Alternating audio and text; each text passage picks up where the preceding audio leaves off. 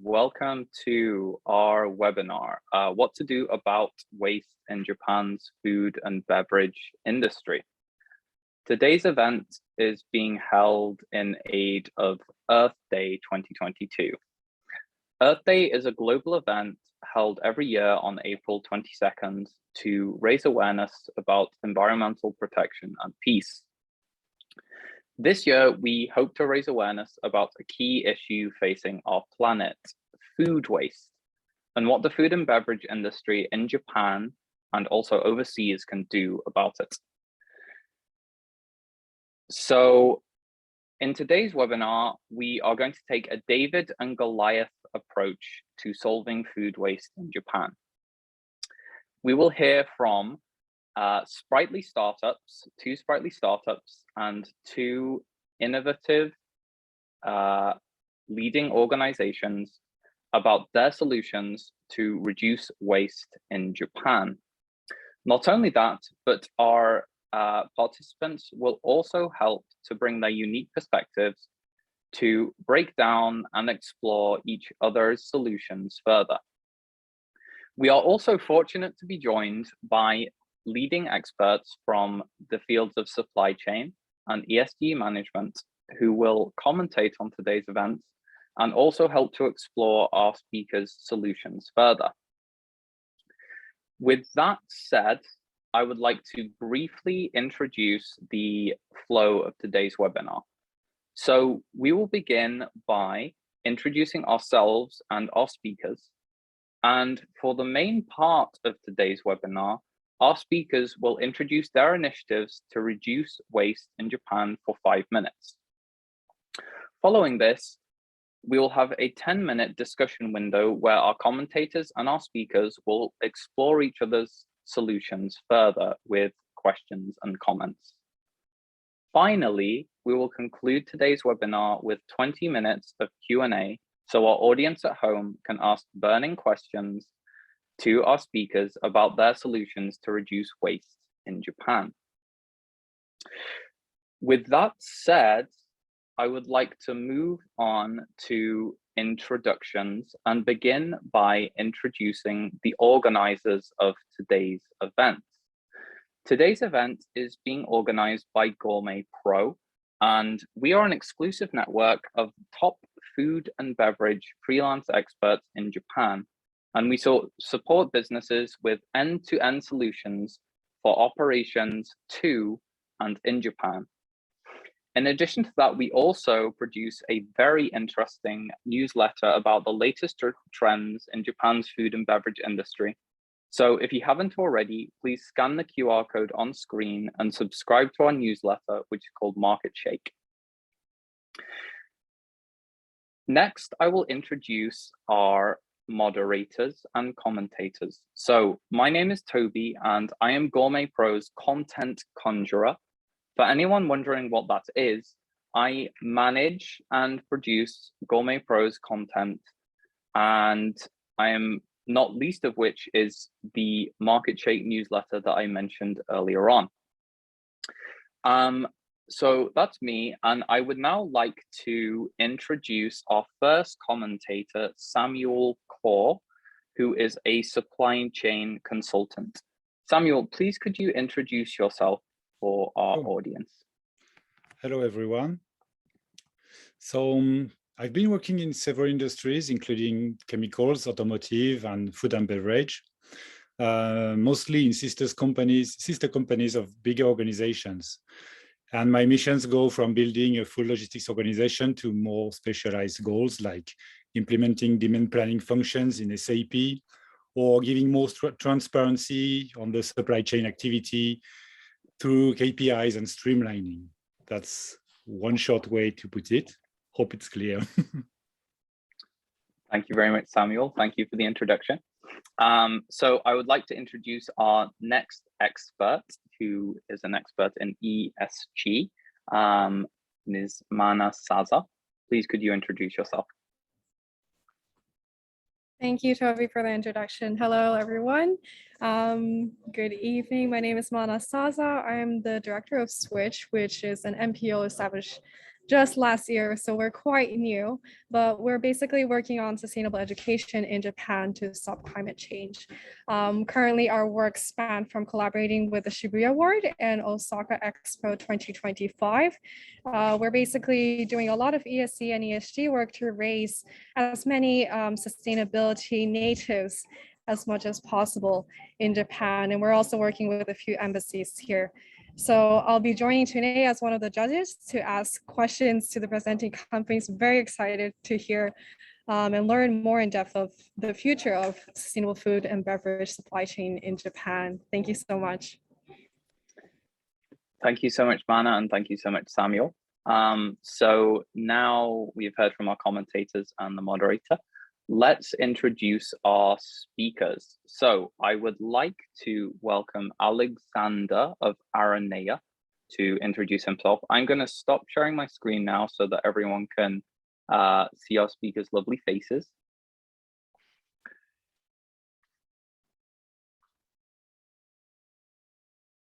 Alexander, please go ahead. Okay. Yep, okay. Absolutely. Hi.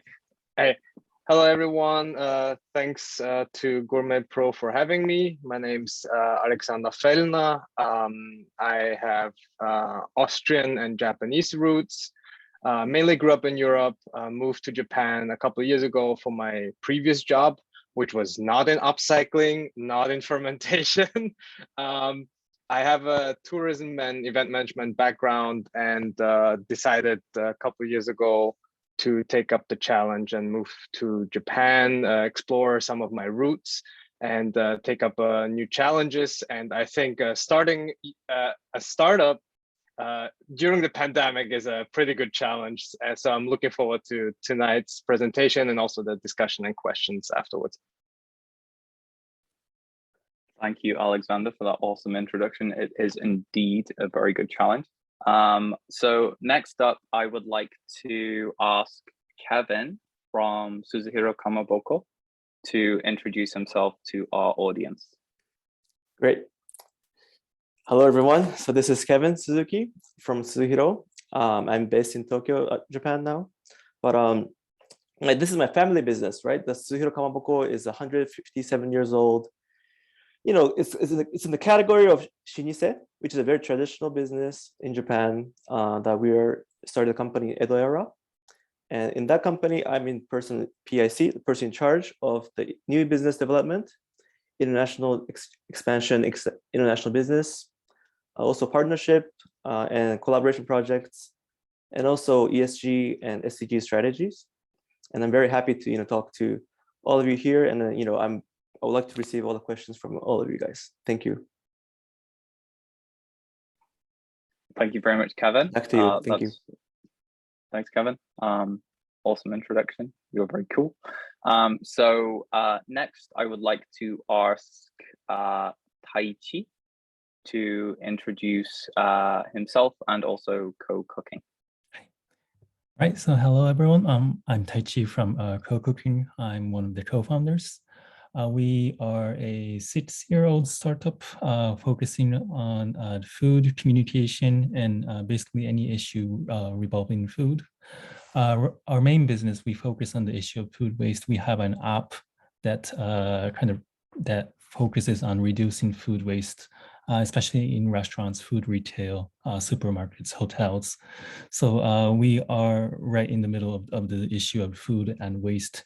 So I'm looking forward to having discussions around the topic tonight. So I'm looking forward to everyone's questions later on. Thank you. Thank you so much, Taichi. We're looking forward to hearing your presentation. So next up, I would like to ask Khalil to introduce himself to our audience. Hello, Toby, and thank you for having me tonight with Hugo and the rest of the Gourmet Pro team. Very excited to be here with you. I'm Khalil. I come also from far away, from Morocco, the other side of the planet. And while I'm passionate about this subject, I'm also head of data and digital for Coca-Cola Bottler Japan, which I joined partly to work on the commitments that we have as an organization to improve on our goals and become a leading corporation when it comes to SDGs and delivering on our promise to our consumers and of course to our planet, and give back from what we've taken. So very excited to discuss about this very important subject where we are all involved and all responsible, and hope we can all contribute to a solution to a problem we all created, and hopefully improve better from here on. Thank you very much. Thank you very much, Khalil. And I think that is the perfect segue into our speaker section of today's webinar. So without further ado, I would like to ask Alexander of Aranea to begin by presenting about your initiatives to reduce waste in Japan.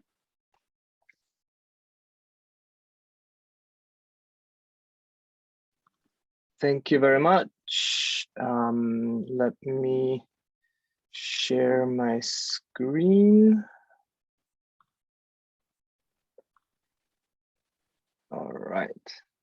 Can you see my screen? It should be white right now. Yep. Okay. All right. So all of us enjoy one or all of these beverages once in a while, and as a consumer, we focus on buying, enjoying, and hopefully also recycling these bottles or cans. But as a consumer, we don't think too much about the production side, because we're consumers and we're seeing these bottles and the experience we have with these products.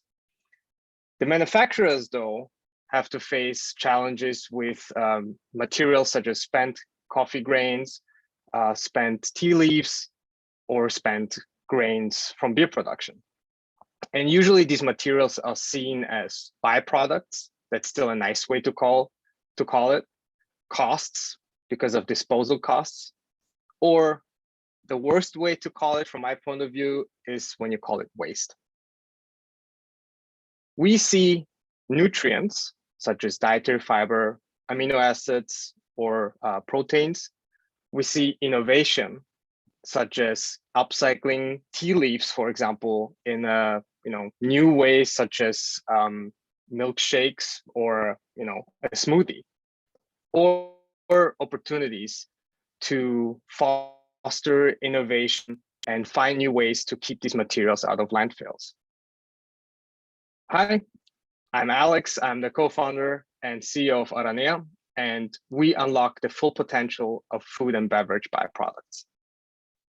So let me give you an example what we'll be doing in a very near future. So I've mentioned the canned or bottled coffee product, which produces a lot of coffee grounds. Currently, most of these coffee grounds are being used as fertilizer, cattle feed, or worst case, they're being burned. We think, or we know it's a waste to use this that way, because we know that these materials have a lot of nutrients, such as dietary fiber. With our technology, we can help coffee manufacturers or ready-to-drink coffee manufacturers to give their spent coffee grounds a second life. What can we as Aranea do to support this process? We can help by supplying them with the fermentation process IP, which we have developed and we're currently scaling. And of course, by supplying the necessary fungus to keep this cycle going. We believe that co-creation and projects like these should be based on long-term relationships. So we're looking forward to building long-term relationships based on licensing contracts. So now you might ask yourself, how can these byproducts or upcycled new products can be repurposed? Just to give you a couple of examples, which you probably have seen before. So these are the ways, or some ways, you can repurpose spent coffee grounds. So, cookies or pancakes or protein bars, you've eaten them before, but pancakes or cookies don't really have a positive connotation to them. And by repurposing spent coffee grounds, you can change the image of these products and infuse them with dietary fiber, for example, or give them even a new color. The top right image might need some explanation. What this means is that the upcycled coffee grounds could be used for a second round of coffee. We've done it in the lab, by the way, and actually tastes really good. So what are the advantages of partnering up with Aranya? With us, with our technology, you can solve some of your SDG challenges and do some meaningful ESG investments. Of course, food innovation. Japan loves food innovation. We all know that. During the pandemic, we as consumers and also as manufacturers, we've all experienced supply chain challenges, and food security, especially in Japan, will be a hot topic. And of course, the environmental impacts of food disposal and the related costs to that. That's it from my side. Happy Earth Day. Thank you very much, Alexander, for that really interesting presentation about upcycling. So I would now like to invite our commentator, Samuel, to open the discussion with some comments and an initial question. Sure. Thank you, Toby. So for me, the idea that innovation is totally included in your business is absolutely clear. But one thing is, so you mentioned that the worst word to use to speak about the byproducts would be waste. But seems to me that according to the Japanese law, I'm not sure it's the law or it's the way things have to be handled, but waste at the manufacturers cannot be handled by private companies. That was one of, it seems to me to be a challenge. So do you have keys to face the restrictions by law, or is there any changes now that are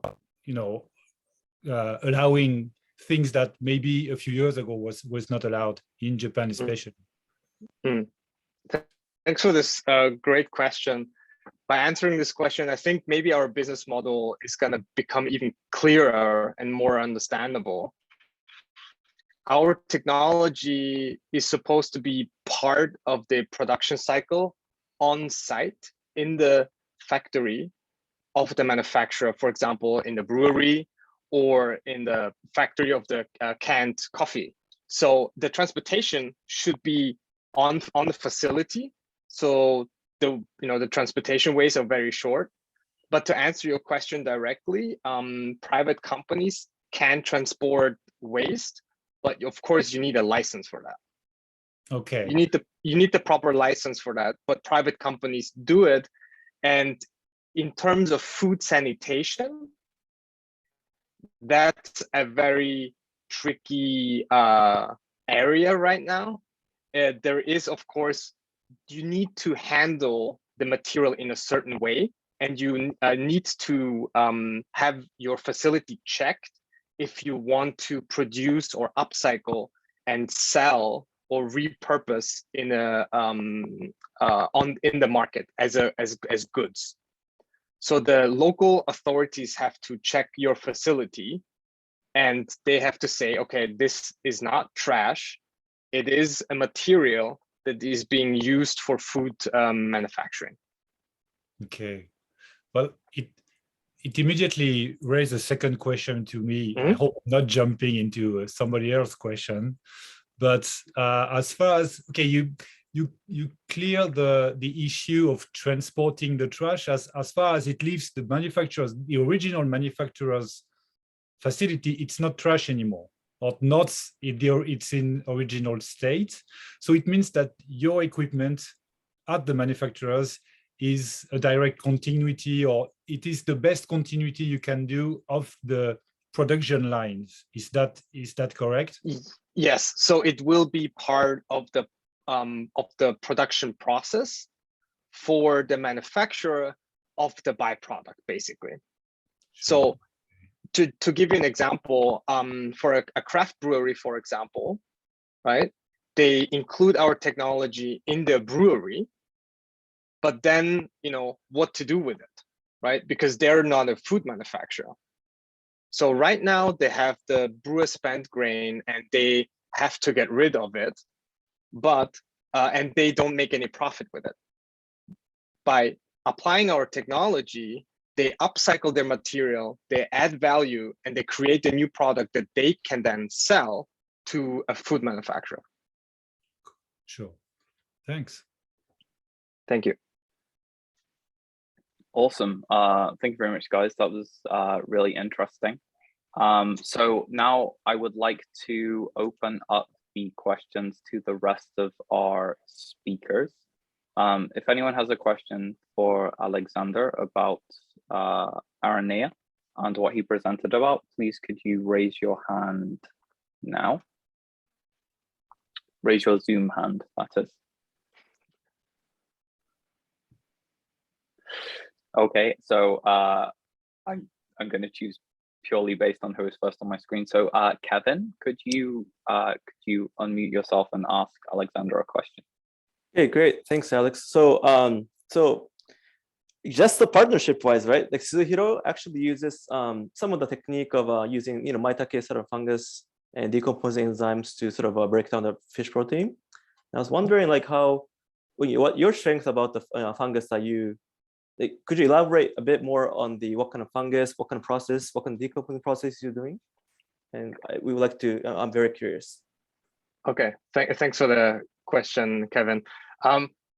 The fungus that we use, it's a cocktail of a couple of different types that already exist.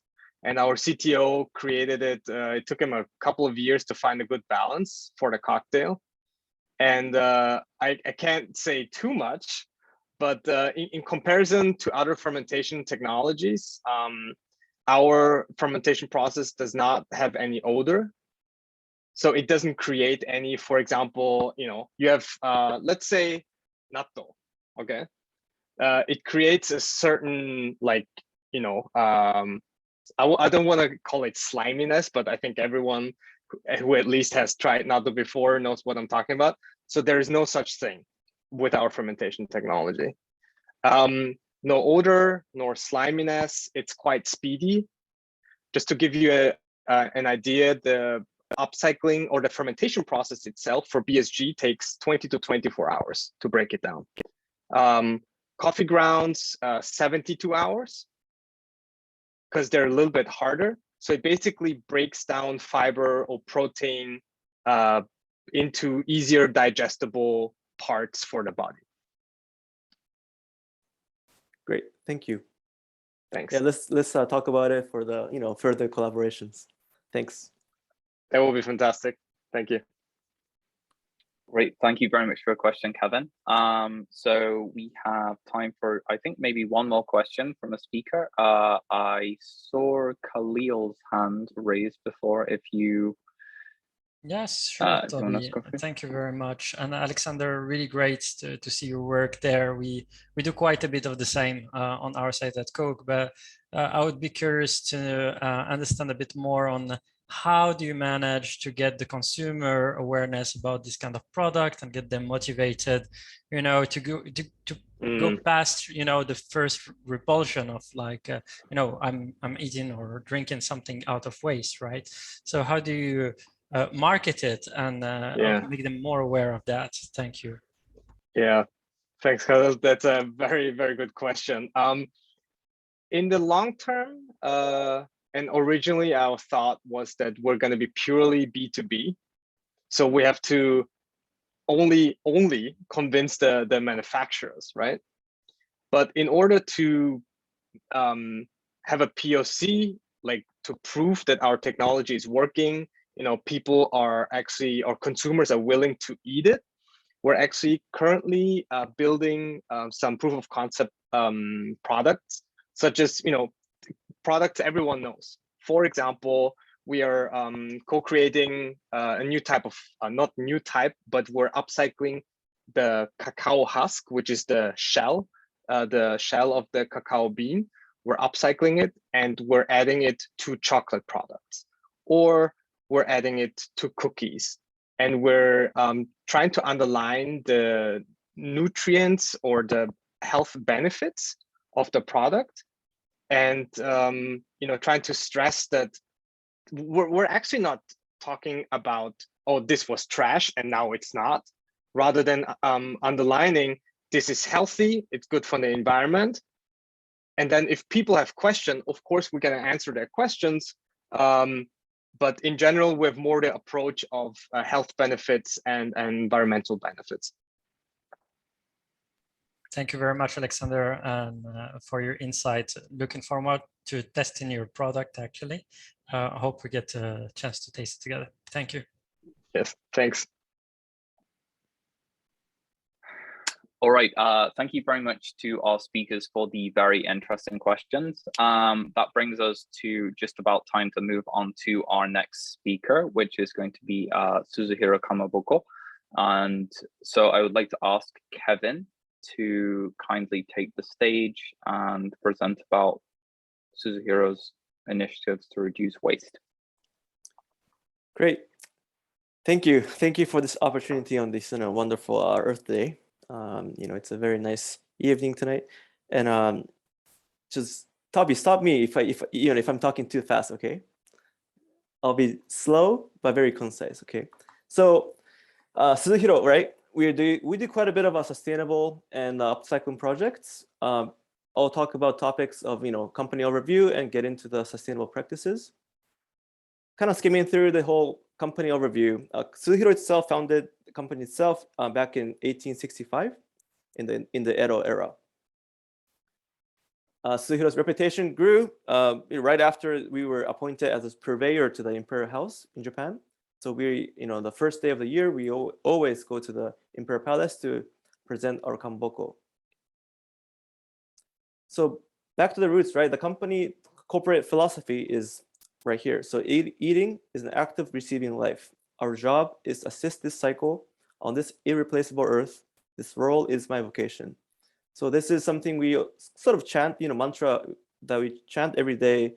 All the employees, 700 employees sort of chant every day, so that we remind ourselves that eating is really about receiving life of the, fish, or could be anything else. And to do that, we don't use chemical additives or preservatives, so that we want to really appreciate what the life has been offered to us, and we don't do anything that's exceeding that honesty of the raw material. And now today's Suzuhiro has grown to a company that's around $100 million worth of sort of revenue, and we are doing quite a bit of product in this new product.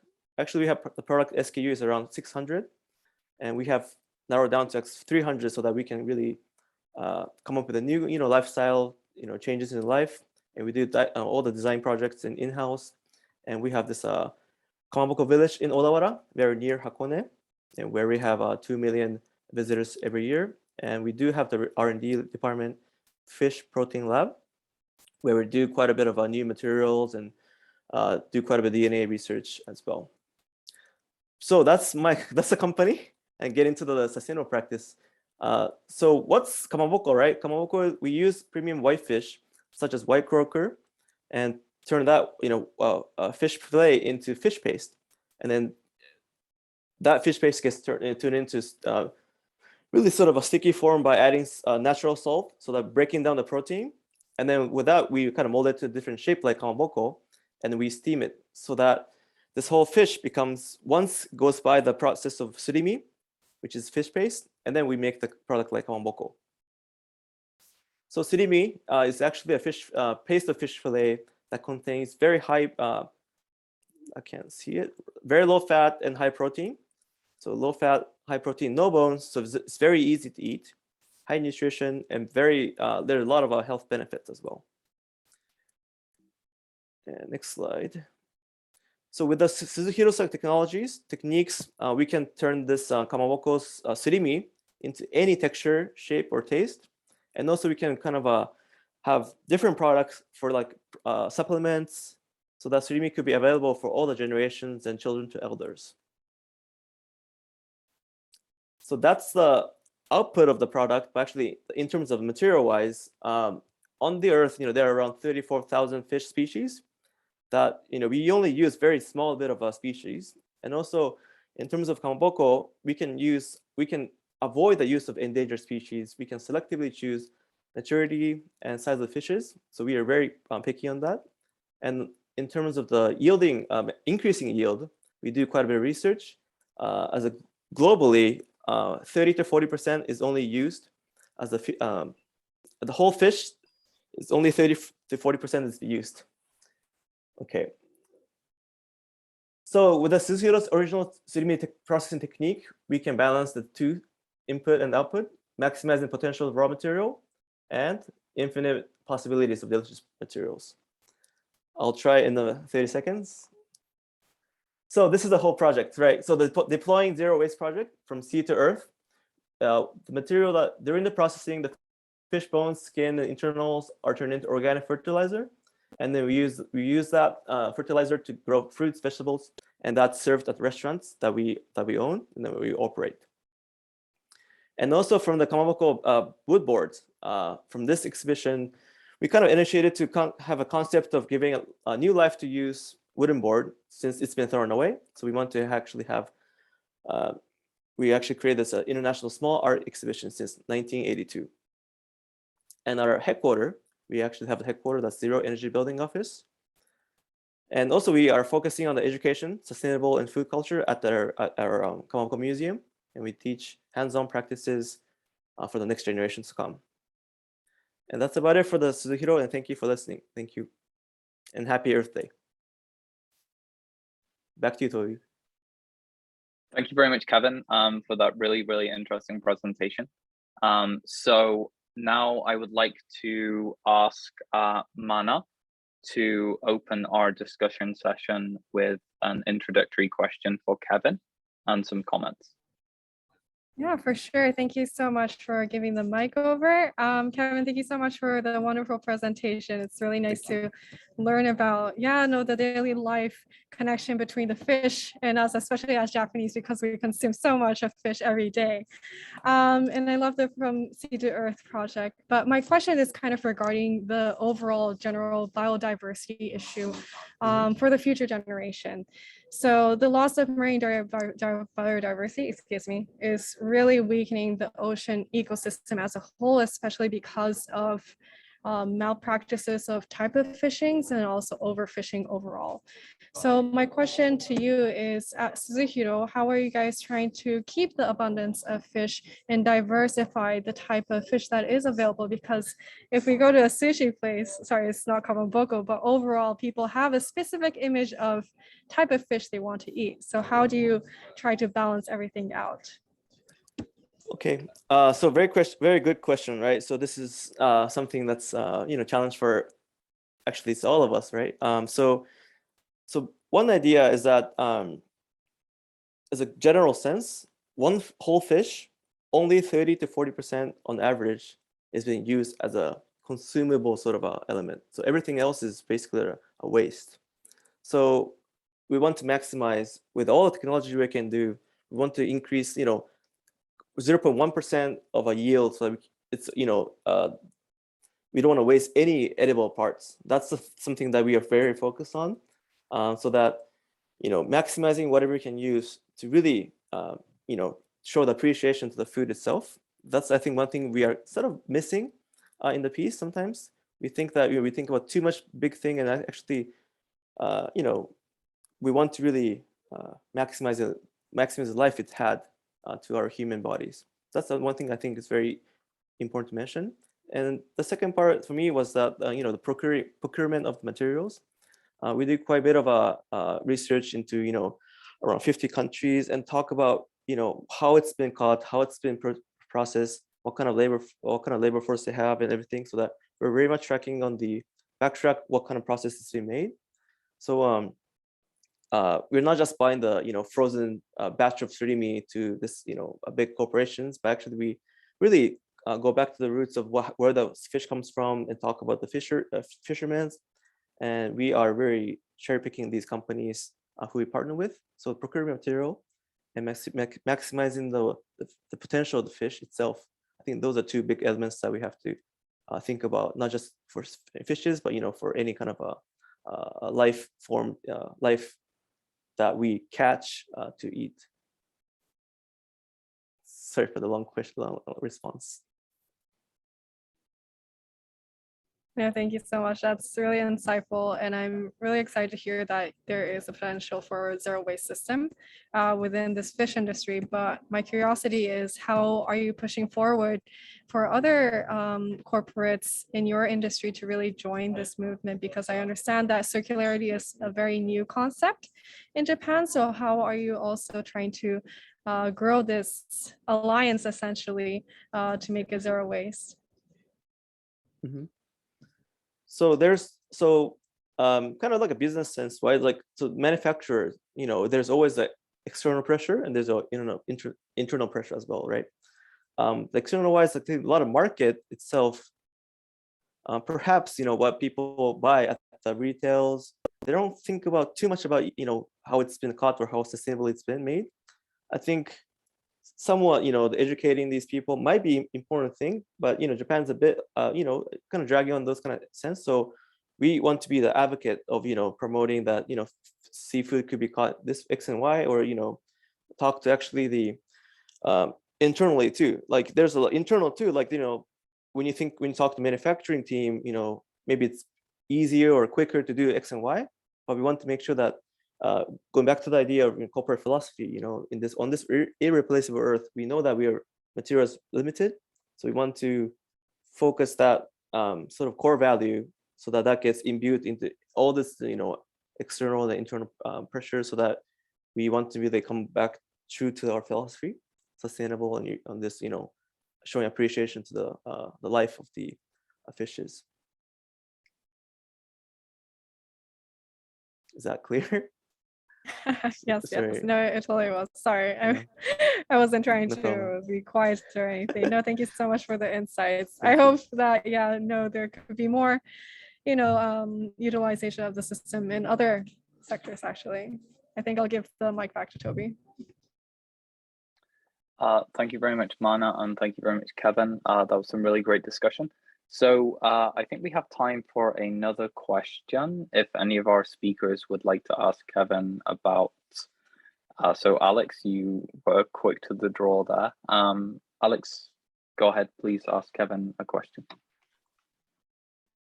Yes, thanks, Kevin, for the super interesting presentation. Same as Mana, like I consumed your kamamoko probably when I was a child in Austria.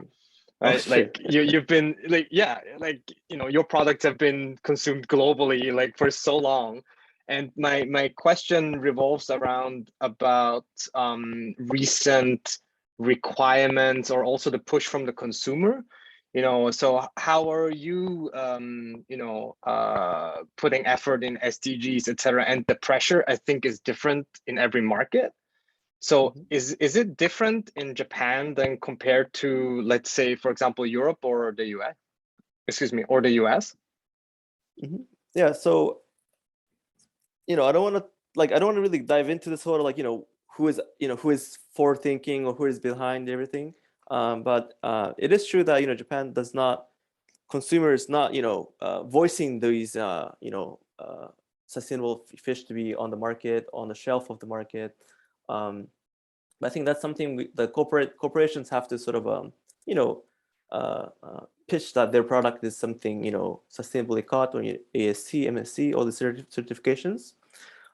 So I think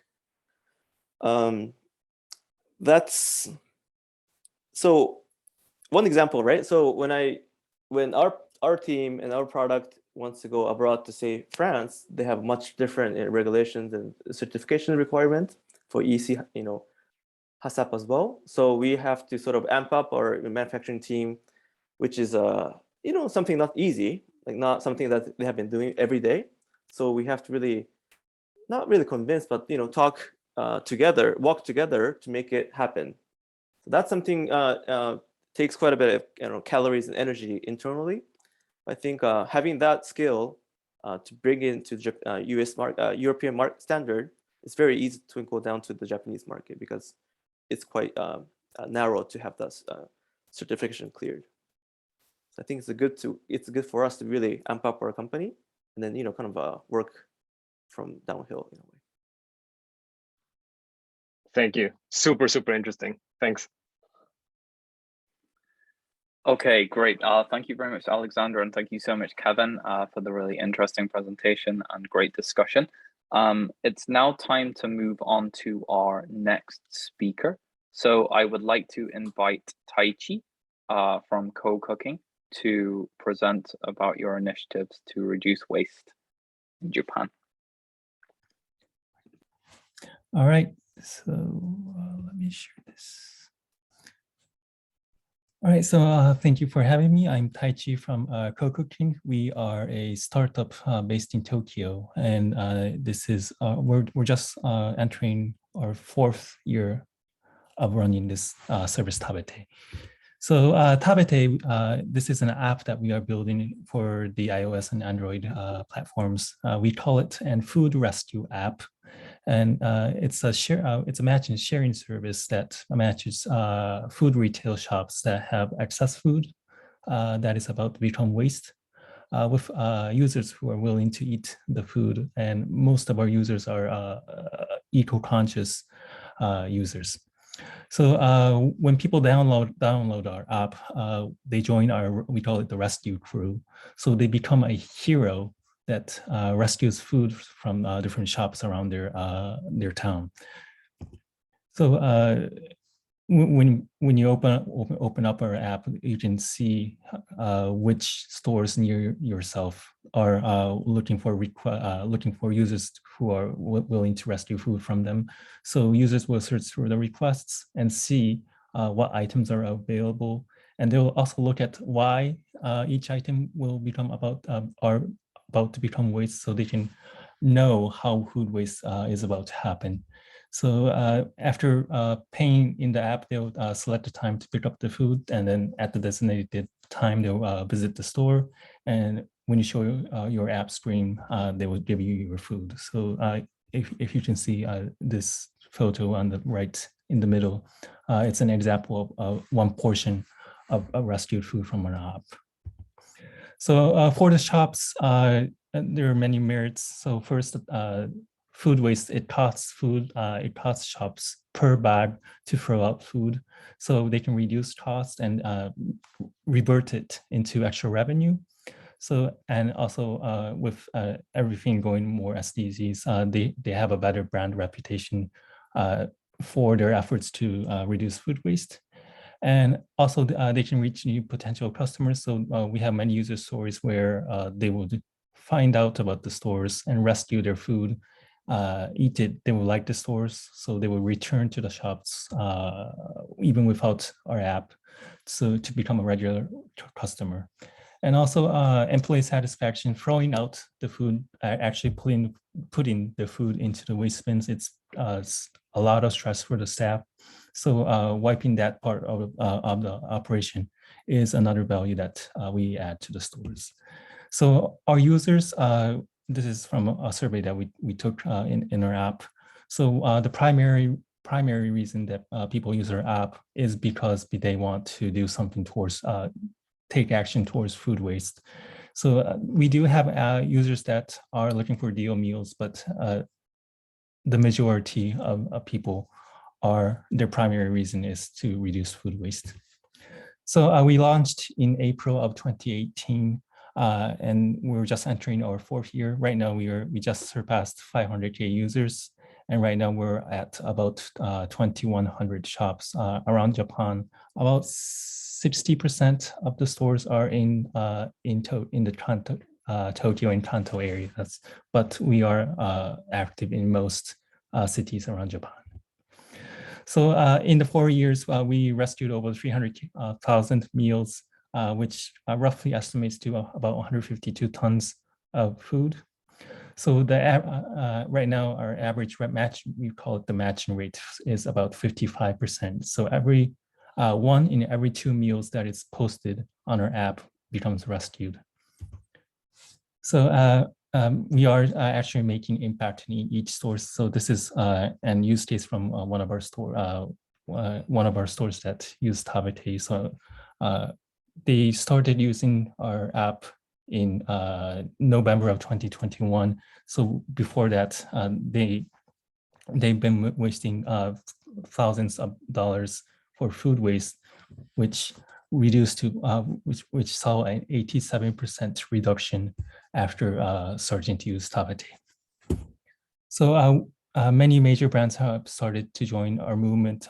We're trying to spread to even more new shops and also new types of stores. We're looking into the supermarket industry and also the hotels to rescue even more food waste in the coming years.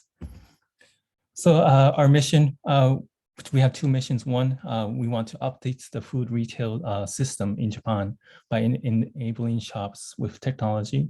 So we want to provide a way that shops can reduce waste without sacrificing profit. So usually if they're throwing out too much food, one solution is to reduce the amount of items on the shelves, but that usually comes with sacrificing actually sacrificing profit. So most shops don't want to take that solution. So we're providing an alternative solution. And second, we want to provide a way for consumers to make ethical decisions on a daily basis without putting much too effort into it every time. So we're looking for more new partners that can join us for the movement. You can contact me through any channel, and we can probably work out a way to do something together. So thank you. All right, thank you so much, Taichi, and congratulations on the 500K for Via. So I would like to invite our commentator Mana to begin with an opening question for Taichi. Awesome. Taichi, thank you so much for the presentation. I'm actually really excited I've used your app before, so it's really exciting to hear the direct story from you. But I'm just curious, when you started off, what was the overall reaction from these supermarkets and also the consumers when you put together the app? Because I think using this app obviously was not a thing in Japan. So how have you been convincing consumers even more to use Tabete in order to reduce the food waste, especially that the literacy rate on sustainability is not that high in Japan? And so when we started 4 years ago, the average person didn't actually really know what food waste was. When we say food waste, people would imagine rotten food. So both the users and the shops, they were hesitant of using the app due to food safety reasons. But then many events followed that kind of made food waste not famous, but people became more aware of the concept. Say, Bonenkai, the end of the year parties, they would make a reservation for like 50% persons, but no one shows up and all the food becomes waste. There were many social events that led to people become more aware of the food waste. So that kind of pushed the movement forward. So today we're at a really better place where people would know when we say food waste, it's not rotten food, it's just food on the shelf that they have to throw out after the end of the day. Yeah, no, it's really great to hear. I'm sure that you have a lot of safety regulations that you have to jump over, especially when it comes to food. But overall, now that your consumers are growing, what do you think is the next issue that you have to really work on to reduce the food waste? Because it's not just matchmaking all these companies to join, but it's also about reduction of the amount of food you make. But yeah, so I'm not sure if that question makes sense. Yeah. So we do still have a long way to go. We have to go for more breadth and more depth. So breadth-wise, we first of all we need more shops. We need more. If you step out of the cities, when you open the app, the nearest store might be 100 miles away from you. So making more stores available near each person is our number one mission for at least the next few years. But also we're looking into more depth on how we can reduce waste in the stores without the overproduction happening. So more data, more technology regarding AI, and making predictions about how much to make is another step that we need to kind of integrate into our systems in the long run. Thank you so much. Yeah, there's a lot of digitalization that should happen on your end too. It's really exciting to hear. I'm sure there's some sort of partnership you can ask for around here. So thank you so much. Thank you. Awesome. Thank you, Mana, and thank you, Taichi, for the really interesting discussion. So I would like to open up questions to the rest of our speakers. Does anyone have a question for Taichi? Okay, Khalil. Well, quick I fire. want to take you on it, that's for sure. Please reach out. I mean, we're already in touch, Taichi. Thank you. I'm very happy to work with you on this initiative, not only basically on connecting on a commercial side, but happy to talk about data, how we can integrate together, help each other, most importantly, deliver on our promise together. Please reach out later. I'll put you in touch with the team. Meanwhile, I have like a very, maybe question because I haven't had dinner yet. What is the most popular food on your app? So about 60 to 70% of the food rescued on our app in Japanese we call it nakashoku. It includes bakeries, pastry shops, some bento shops. So a bulk of them is our bakeries, and it makes sense because it fits the most with our system of saving food. So it's for shops. It's easy to make like we call it a lucky bag, a fukubukuro, where the store staff would put in random items, and each time our users rescued from the shops, they did a different set. So it's kind of fun, and also it's never a bad value for the users. So it's a win-win relationship situation. Thank you very much. A bit hungrier now, but thank you for sharing. All right, thanks very much, guys. So Samuel, you've raised your hand. Please, could you ask Taichi a question? Yes, sure. Thank you, Taichi, for your presentation. I was wondering, after one of your slides, the participants, I think that the shops and the customers had a huge jump from the start of the coronavirus crisis. But do you see is there a change of mind which is linked to that, or maybe not linked to that at all, since, let's say, the two last years, since the increase in demand and the increase in participant, I mean the shops? Yeah, so the pandemic definitely had an impact on our business too. So for the shops, especially restaurants, with the pandemic, especially the first few months, their income neared zero. So the shops were looking for better, alternative ways to make profit, and also reducing costs was definitely an issue for them. So we did see a big jump in the number of stores during that time. And also for our users, more people started to spend time at home. So takeout menus had a higher demand. So the users, from a different perspective, did have another good jump, did see another jump during the pandemic. And also through our interviews, we did hear some voices that people kind of changed the way that they view or the way they choose food from a sustainability point of view with the pandemic going on. Okay, thank you. Mm-hmm. Okay, thank you very much, Samuel, and thank you, Taichi. That was really interesting. So we have now reached time for our final presenter, Khalil.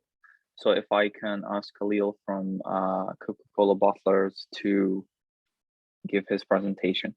Sure, Toby, you can ask for sure, no problem. Sharon here, thank you.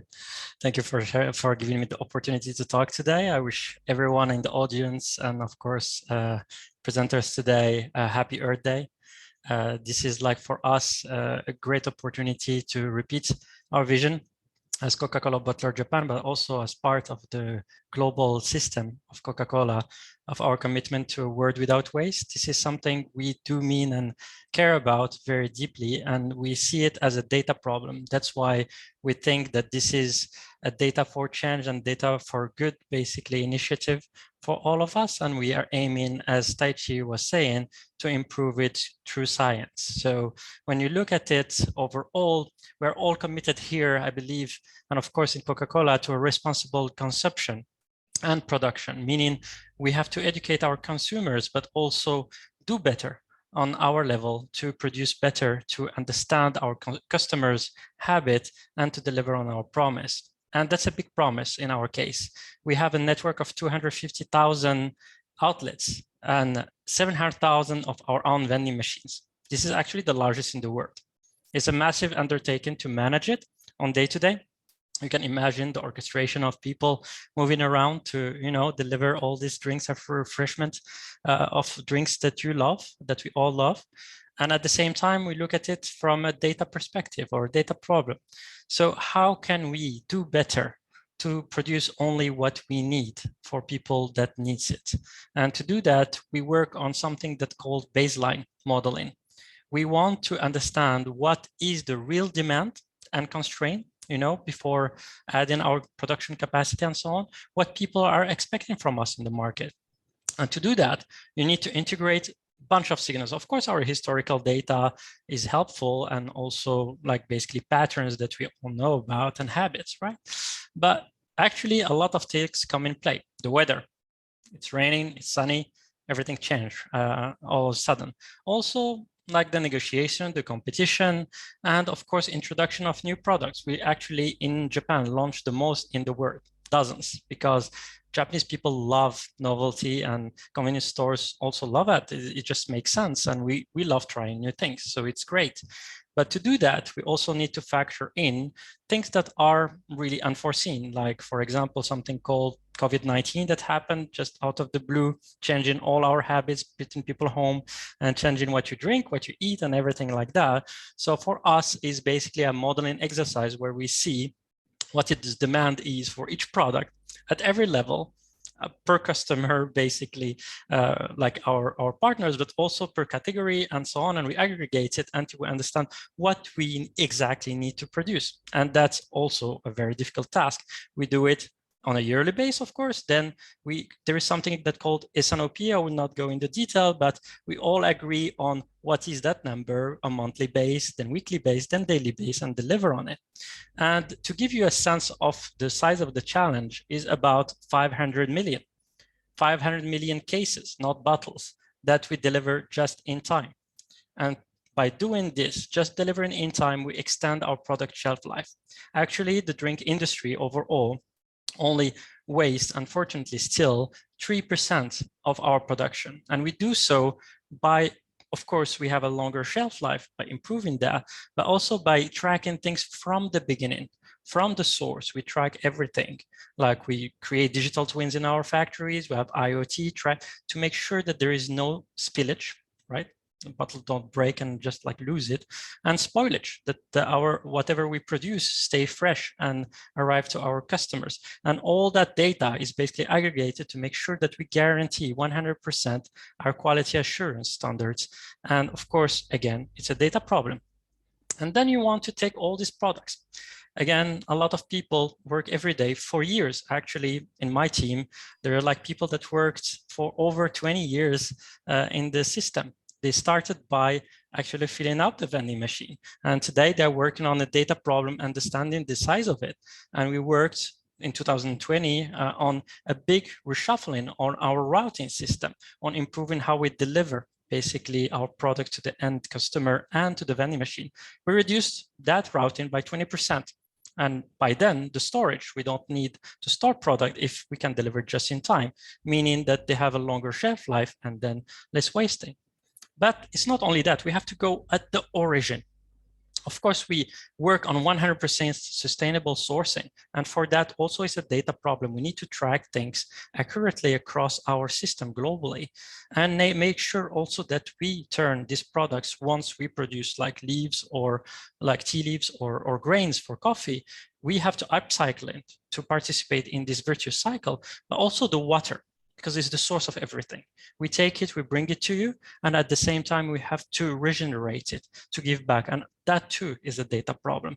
Tracking all that, knowing how we can deliver on that exercise is as important to us as producing and delivering the experience. Of course, all of this is impossible without the participation of our consumers and your participation as partners. And we hope, we invite everyone to reach out to us. We want to work with you for a world without waste. And happy Earth Day, and I would be happy to take any question. Please go ahead. If I can answer, I would be happy to do so. Thank you. All right, thank you so much, Khalil. That was a really interesting presentation. So I would like to invite Samuel to open with a question and some comments for Khalil. Sure.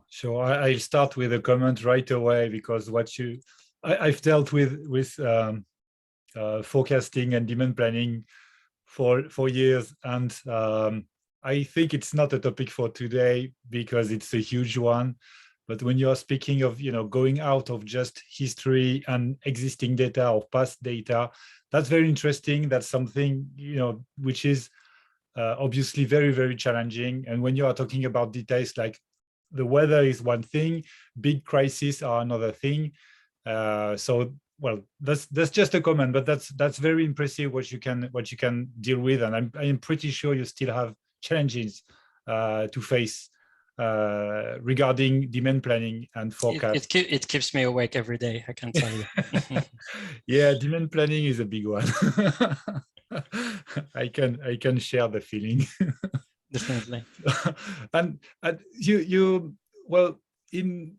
And another, so the question I'm going back to is related to how you can spread the word, because for you and your team, it's obvious. You are talking with data. You pointed out the fact that you need data. Data is important, and when you are in operations, when you are in supply chain, data is an absolute must. There is no supply chain without data. But the thing is, how do you spread the word outside of your team? How do you get people to work with this data and go to the same contribution and the same goal in the end? Thank you very much, Samuel. It's a very important question. And I would say one word: simplify it. Just simplify it. You don't need to complicate it or talk about data. Just give one goal to each department or people or person. Just tell them what to do, and only that. You don't need to explain in big words. You just need to explain that it works, and they try it. And first, they might not trust you, but if they try the first time, the second time, and then they hear it works from others, then they trust it. It's about explaining the data. Right now, we use a lot of big words, AI, ML, machine learning, and so on. But the explainability of these models is what make it useful. Otherwise, without explaining the feature, what is the origin of it, it doesn't make sense. And you don't need to list all a laundry list of features and how complicated is your model and how great is your data science. It's important to use the very simple word. This customer buys in this kind of pattern. Don't deliver to it in Sunday and Saturday. There is no demand in that day. They want to order in Monday. You don't need to improve on all line. You only need to do better a little by little. And just that, it compounds and gets better over time. Hope I answered your question. Yes, and I was not too cryptic. You did, but I have a second one right away. Sure. I mean, you talked about just in time, which is one of the big key. It seems to me that it's one of your main weapon against waste and against well, in terms of proficiency and so on. So just in time has many advantages, but it also is kind of counterintuitive for many people. And I'm talking of people which are not into supply chain and will consider that stock is safety. So you can have stock to cover your transit time, you can have stock to cover your production time, you can have stock to cover anything, but stock is the best. So what do you have to say regarding this way of managing, which is something that you find quite a lot, I think, in Japan, but not only. So what is your word for this type of stock management? I will tell CEOs that think like that, or supply chain managers who think like that, stock is expensive. It costs you a lot of money. Put your mouth where your money is and save on it. Like literally, we have to do better as a network, as communicate with our customers, communicate even with our competitors sometimes to get it right. Because it costs everyone a lot of money, and there will be more and more delivery shortage, like labor shortage, and it will become a lot more complicated basically to move things. And drinks are heavy, so think about it as a businessman. It's just good for you, for your business. So think about ways to solve this problem without waste and without basically going for the easy solution. Of course, sometimes storing is important, like in case of crisis and so on. And that's also something that we, as an industry, I think we should talk about. This is not necessarily a Coke standpoint or anything, but I think that there is an interesting sharing that could happen among our board. Okay, cool.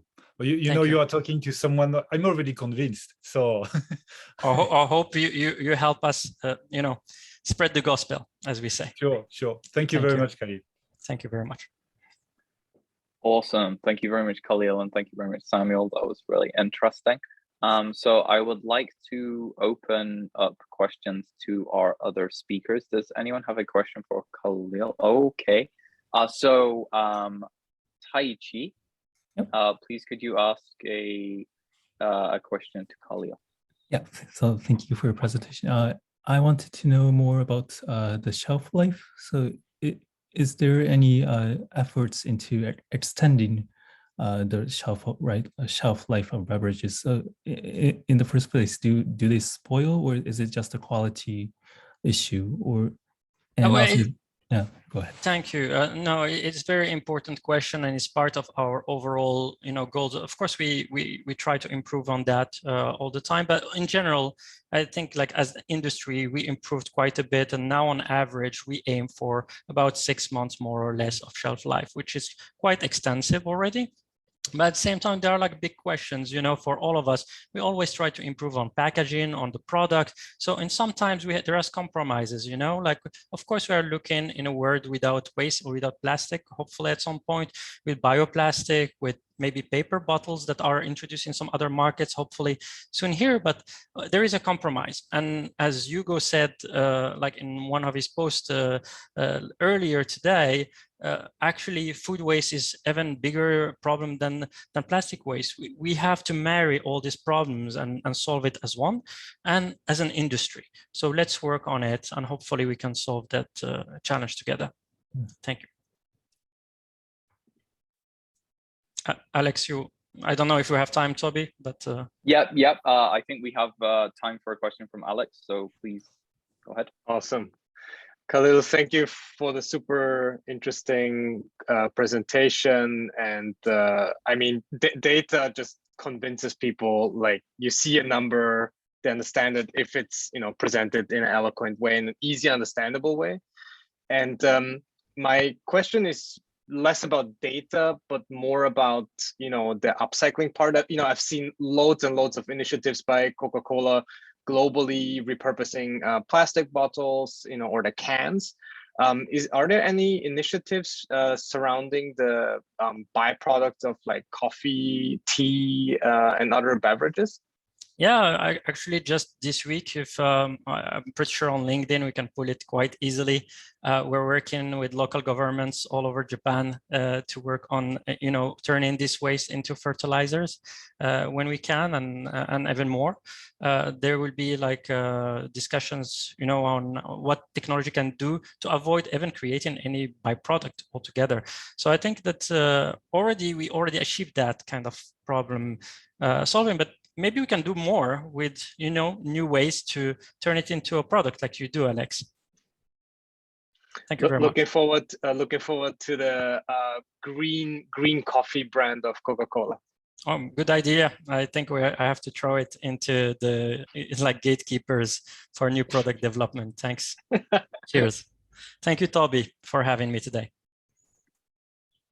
Okay, great. So that is just 10 minutes into the discussion, which means that our speakers' presentations and the discussion time is coming to a close.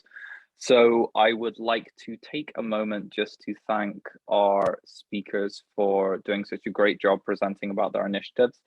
And I would also like to thank our commentators and again, all of our speakers for creating such interesting discussion. So it's now time to move into our Q&A. So we've had a ton of questions being thrown into the LinkedIn live chat. So I'm just going to go through them one by one now and ask each of our speakers one of the questions that we had. So starting with a question for Alexander, I am gonna go with, yeah, so I have a question from Mariko, and the question is that your technology breaks down fiber and changes the structure from the upcycling process. Does that require a different process to make the coffee from that? And then also what other like are you using the coffee grounds to grow mushrooms as well? Thanks for the great question or questions. Well, the upcycled coffee grounds can be turned into a powder, so dehydration will be necessary, and then you use that powder, which can be we're not at the instant coffee level yet, because you need certain technology for the really easily dissolvable powder. But what we can do in the lab now is that we dehydrate it, and then we, right now, because we just do it in the lab level, we use a small espresso machine and basically get out a new fresh coffee out of the powder. So that's the coffee side. And what was the second question? Do we can you grow mushrooms? Yeah, so the second question was, can you use the coffee grounds to grow mushrooms, or like to kind of grow another edible substance? Well, our technology itself, well, the coffee grounds can be used as fertilizer, right? So you could basically fertilize it to grow many different things. I've had friends in Europe, they grew shiitake mushrooms using coffee grounds, but in their backyard, basically. So in that sense, it can be used as fertilizer. In terms of our technology, it's something interesting that we're currently still working in the lab, and it's going to need some R&D. But we will be able to harvest a mushroom growing on food waste. Like, you use the bento waste from the convenience store and use our fungus, and you can grow a mushroom that eats off the nutrients of the bento waste. So this is something we're currently working on in the lab, but we're hoping in the next couple of years to really scale this technology. I hope this answers the question. Brilliant. Thank you, Alexander. It sounds like that new technology has a ton of potential. That's really exciting. Okay, so next I'm going to fire off a question to Kevin that we have had here in the chat. So this is kind of a two-part question, Kevin. So the first is, what is the market and potential for your kind of business model, and then when did you conceive of that, and kind of how has it developed? Because you know, Suzuhiro is such an old company, so if you could give any insights into the way it's kind of developed, that would be great. So first question, right? So yeah, market potential. I think that's talking about the sea to, from sea to earth, some sea to land, the sea to kind of. So basically, the model itself is local, right? We don't do anything global in terms of a nutrient cycle, the material cycle. We just basically do everything in Odawara region in a population of 200,000, and that's a good size. And we do create this like local, you know, employment opportunities. We do local energy sourcing. We do a lot of local things. That's been as much as possible. Everything is local cycle. So we create some of the, you know, fish remains. We add some malt. We do add some enzymes, so that because all this everything, we even make beer, so we use some of the malt to mix it up, and we make the fertilizer, and we distribute it locally in Odawara and Hakone regions. So all these local farmers make all the product. You know, it could be herbs, or it could be you know, citrus, or all the kind of things. And then whatever they make, they even make rice. If they make a rice, and we make rice into, you know, sake, or, you know, jams, or, you know, turn into different products. So locally made, and then locally grown things are locally brought to our factory, and then we provide it to our restaurants or factories, to our manufacturing line, and sell it on the Japanese market. So everything's local cycle. So the market size, I would say, is very small. Like, not like, we're not thinking about, you know, trillions of money, but actually just creating very small cycle, but locally sort of sustainable. I think that's something important. I think that answers the first question. Yep. Okay, that's great. Thank you very much, Kevin. I'm just a little bit wary of time, so I'm going to kind of cycle through some of the other questions, because we have a ton. So I now want to ask a question to Taichi. And I'm going to kind of combine a couple of questions for Taichi here, because we've had some kind of similar ones. But so our audience is wanting to know, Taichi, are there any plans to expand the app Tabete outside of Japan? It looks like there are kind of some similar apps in other regions, like Europe, and then there seems to be some demand in Southeast Asia. And your app looks really great. So are there any plans to expand outside of Japan? Yeah. Yes, of course. The APAC region is definitely in our vision. And also we're looking a bit into the MENA region, Middle East, North America, North African region. And also for Europe, we are aware of Tureturo. We've been talking with them several times. So Europe, we might take a different approach, and we might do something different in that region. But yes, we are looking for international partnerships in the coming years. Awesome. Thank you, Taichi. Okay, so now let's move on to Khalil. So, okay, we have a question here from Ayn. I'm just gonna read the whole thing out to you. Salam Khalil. Customers are very concerned about wellness due to COVID-19 pandemic, and they believe in keeping healthy and avoiding normal sugar and converting to low-cal, zero-cal beverages. Some of my favorites of those come from Coca-Cola. So do these products have better shelf life than the full sugar ones? And how does this impact your case delivery and sustainability models? Thank you very much, Toby, and wa alaikum salam. Ain, thank you for your question. Actually, counterintuitively, sugar is a great way to preserve food and protect against, spoilage.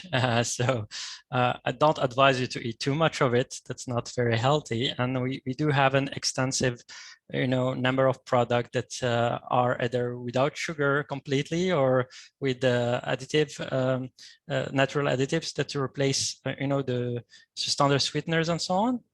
And of course, there are different ways to tackle this problem. I'm not an R&D expert per se in food, but from my old days at university, what I can remember is that we can use like either acidic or sodium base, so like salt base, or some aggregates like with alcohol and so on, mixed up to extend the shelf life. So we have actually quite an extensive team working specifically on that to make sure to guarantee that the taste is preserved. So that, because if it doesn't taste good, people will not drink it and go to waste. This would be against what we're aiming for. And at the same time, extending the shelf life. And in general, with the help of chemists, we have been able to achieve that goal quite a bit. And of course, we're improving on it.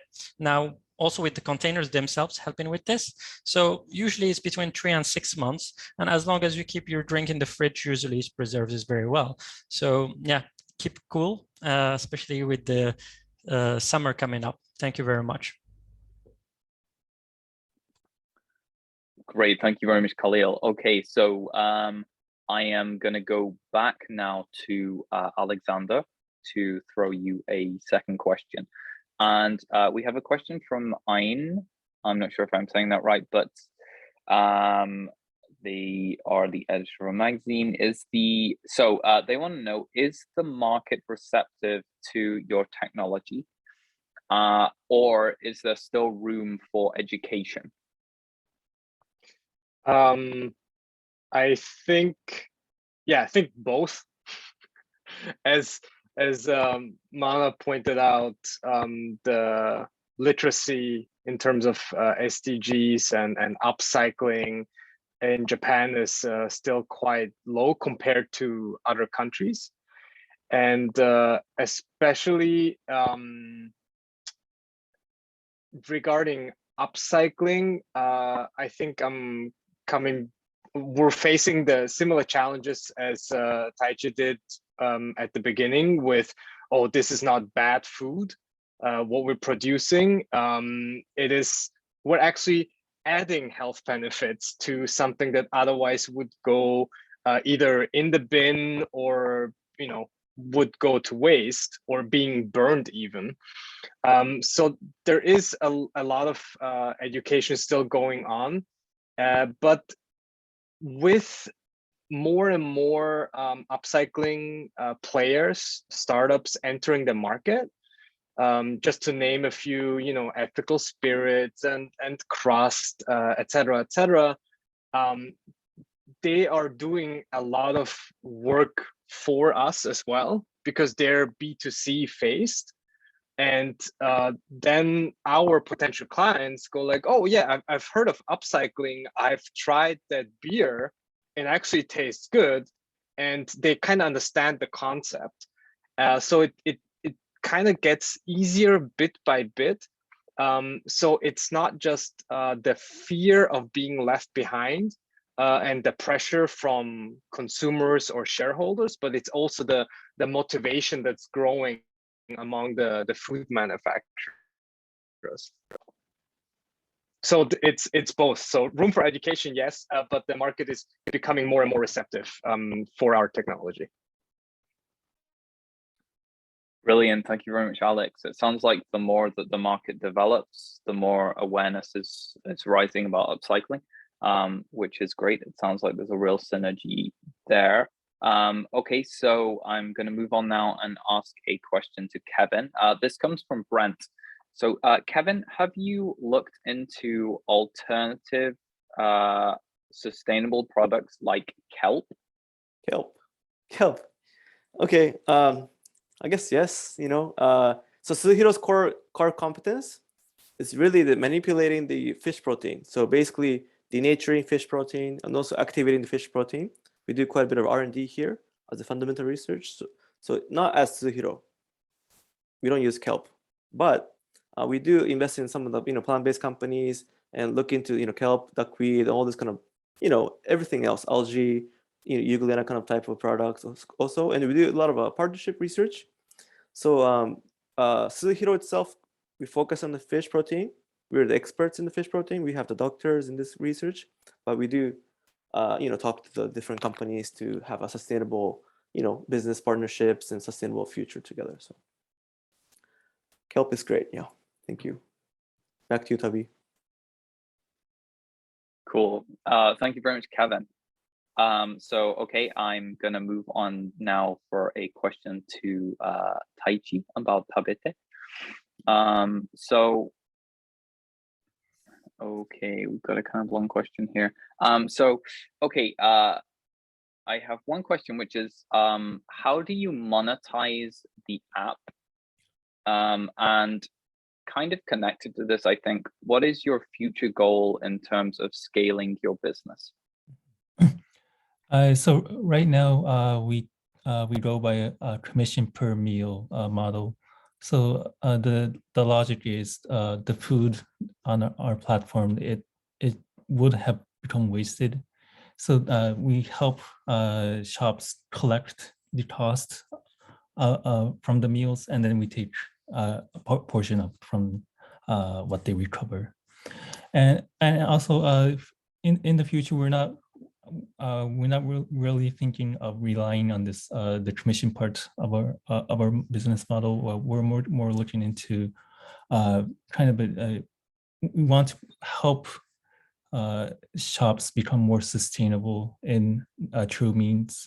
So we want to dig more into consulting using tech to maximize the store's profit while keeping waste to a minimum. So right now we're in the process of collecting data for that phase of our business. Brilliant. Thank you very much, Taichi. I can see there is a kind of theme here that data is extremely important for reducing food waste, which is, yeah, brilliant. So we have about a minute left, and I just kind of want to throw a question out to all of our speakers. And that comes from Mary Beth. And it's kind of an interesting one because we in Gourmet Pro and Market Shake, our newsletter, have been writing a bit about this recently. But are you seeing any efforts to kind of convince the Japanese government and the consumers to understand the difference between the best buy date and expiration dates on products to complement a reduction in food waste or upcycling? And I'm just going to throw this out to everyone. So if whoever has a comment, please fire away. I think Taichi should know a lot about this. So I think this was a year or two ago. Many supermarkets and also food makers, they started printing out the best by day. So before it would have been year, month, date, but they took off the date part of the label. So the point here was to let users decide for themselves if the food was still edible for them. So that's one step that we saw recently. And also, we do see more, especially in the local government's efforts into educating consumers about the difference between the two ideas. Maybe I can comment on this just a little bit. I think everyone knows this, but just for people who might have not thought about it, I think especially in Japan, this is really a brand recognition and reputation, brand reputation challenge. because, you know, if something happens in the food industry in Japan, you're out so quickly that you can't even like say, hey, sorry, like we made a mistake. Consumers will be gone because you will have bad press. And in Japan, it goes very, like the food industry revolves very quickly. Thank you, Taichi and Alex. Just before we close out, any comments on this question from Kevin or Khalil?